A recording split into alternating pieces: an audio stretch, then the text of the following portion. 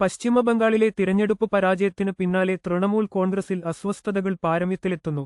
Party അധ്യക്ഷ മമത ബാനർജിക്ക് കനത്ത തിരിച്ചടിയായി സംസ്ഥാന അധ്യക്ഷ ചന്ദ്രിമ ഭട്ടാചാര്യ രാജിവെച്ചു.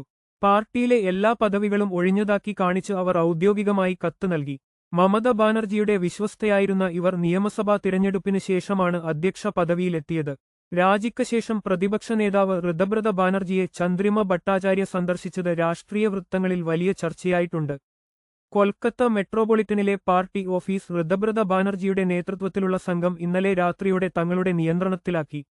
അരൂപ് റോയിയെ പാർട്ടി ചെയർപേഴ്സണായി പ്രഖ്യാപിച്ചുകൊണ്ടുള്ള ബോർഡ് ഓഫീസിൽ സ്ഥാപിച്ച ശേഷം സംഘം ഓഫീസ് പൂട്ടി മടങ്ങി. ഓഫീസിലെത്തിയ മമത ബാനർജി പക്ഷത്തെ നേതാക്കൾക്ക് അകത്തേക്ക് പ്രവേശിക്കാൻ കഴിഞ്ഞില്ല.